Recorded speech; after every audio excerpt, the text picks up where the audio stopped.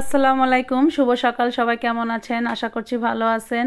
তো সকালে উঠে কিন্তু সকালে নাস্তাটা তৈরি করে নিয়েছি। বাসা ভরা মেহমান, সবাই একটু ব্যস্ত আছে, এটা বুঝতেই পারছেন। তো দেখতেই পাচ্ছেন যে ঈদের তৃতীয় দিন আমাদের বাসায় মেহমান আসছে। তো বোনেরা আসছে, তো দুই বোন চলে গেছে, বড় বোন আছে, বড় বোনের ছেলে মেয়ে, ছেলের বউ সবাই আছে। তো ভাবলাম, তো দেখুন এখানে আমার যে মুরগি পালি, আমি দেশি মুরগি পালি, তো এই মুরগি থেকে দুইটা মোরগ রেখে দিয়েছিলাম, ভেবেছিলাম যে সবাই আসলে খাবো।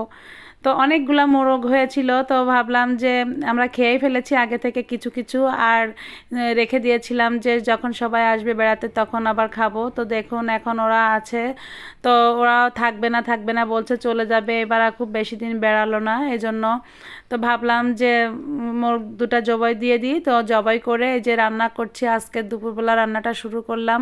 তো এই যে মুরগির মাংস রান্না করছি এক চুলায় কিন্তু ডাটা রান্না করছি, ডাটা চিংড়ি মাছ রান্না করছি। তো মুরগির মাংস আসলে দেশি মুরগির মাংস খেতে কিন্তু ভালো লাগে, সবারই খেতে ভালো লাগে। তো যার জন্য বাসায় পালা জিনিস বোঝেনি, তো এর খাওয়াটা একটা মজা আলাদা। তো এই যে রান্না করছি, যেটা বলছিলাম, ভাই বোন আসলে সবার মনে আসলে আনন্দ লাগে, সবাই একত্রে আছি, খুব ভালো লাগে।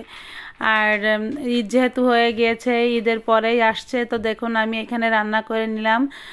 তো এখানে ডাটা রান্না করেছি, এখানে মুরগির মাংসটা রান্না করেছি, আর ডাল রান্না করছি। আরও কিন্তু আছে রান্না, গরুর মাংস রান্না করা আছে, তো সেটা দেখালাম না এখন। তো আমি এটাই আজকে দুপুরবেলা রান্না করছি। তো রান্না শেষ হলে আপনাদের সব কিছু দেখাবো কি কি আজকে রান্না করলাম। তো এখানে টক ডাল রান্না করছি আমি এখানে।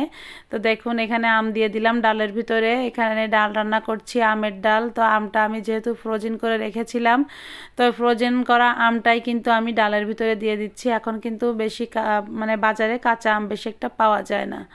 তো এই যে রান্না করলাম, দেখুন গরুর মাংস ছিল, আগে থেকে রান্না করা গরুর মাংস ছিল, সেটা গরম করেছি। ডাটা রান্না করেছি, সেটা এই যে দেখিয়ে দিচ্ছি, একবারে টেবিলটা গোছ করে ফেলেছি, কারণ এখন সবাই খাওয়া দাওয়া করবে। দুপুর তো আসলে হয়ে গিয়েছে, দুপুর গড়িয়েও গিয়েছে, একটু রান্না করতে তো দেরি হয়, বাসায় লোকজন থাকলে তো একটু রান্না করতে দেরি হয়ে যায়। তো ভাবলাম একবারে রান্না করে করে টেবিলটা সাজিয়ে ফেলি, যখন সবাই খাবে তখন আর আনা নেওয়ার ঝামেলাটা থাকবে না। তো একবারেই কিন্তু আমি রান্না করে করে টেবিলটা গোছ করে ফেলেছি। তো এই যে সবাই খাচ্ছি আমরা একসাথে, বাসায় টেবিলেই খাচ্ছি একসঙ্গে। তো আমি ভাবলাম যে আমার মেয়েটাকে একটু খাওয়াচ্ছি।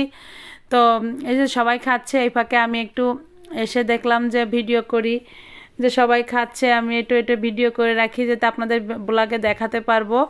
আর এই যে সন্ধ্যার সময় সবাইকে একটু মিল্কশেক বানিয়ে দিলাম, ম্যাঙ্গো মিল্কশেক বানিয়েছি, সেটাই বানিয়ে দিলাম যে সন্ধ্যার সময় সবাই একটু হালকা পাতলা খাও।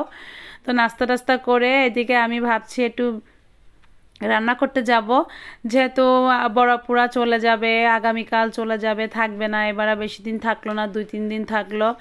তো বন্ধুরা, রেগুলার ব্লগ আসলে আমি দিতে পারিনি, কারণ ব্যস্ততার মাঝে হয় না। তো ভাবলাম এই ফাঁকে দেখুন ওরা ওগুলো নাস্তা খাচ্ছে, আর এই ফাঁকে আমি একটু বিরিয়ানি রান্না করছিলাম, তো সেটা ফাঁকে ফাঁকে আপনাদের একটু দেখিয়ে দেওয়ার চেষ্টা করছি।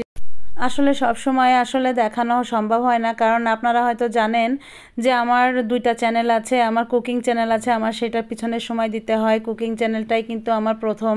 তো আমার কুকিং চ্যানেলে সময় দিয়ে ব্লগ করে আমি আসলে এতটা সময় দিয়ে পারি না, যার জন্য কিন্তু আমি নিয়মিত ব্লগগুলো করতে পারি না। এই ফাঁকে ফাঁকে ধরেন আমার ব্যস্ততা সামলিয়ে, তারপরে আমার কুকিং চ্যানেলটা সামলিয়ে তারপরেই কিন্তু আমি ব্লগ দেওয়ার চেষ্টা করি বন্ধুরা।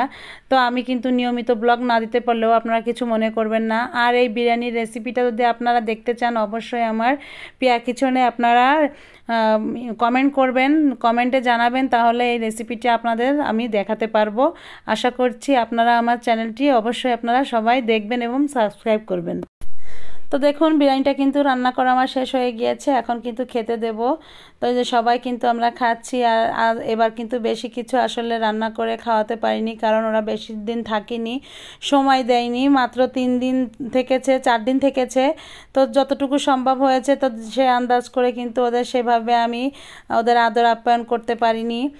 তো যাই হোক, রান্নাটা করেছি, ছোট ভাগ্নে এরা খুব পছন্দ করে বিরিয়ানি খেতে, যার জন্য ভাবলাম যে একটু রাতের বেলা বিরিয়ানি রান্না করি।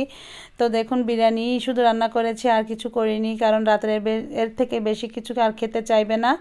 আর দেখুন এখন এই যে সকালবেলা সবাই নাস্তা সেরে এখন চলে যাচ্ছে। ছোট ভাগ্নেটার মনটা খুবই খারাপ, কারণ যেতে চাচ্ছে না, বেড়ানো হয়নি, কিন্তু স্কুল খুলে গিয়েছে, না যেহেতু আর উপায় নেই, যেতে তো হবেই।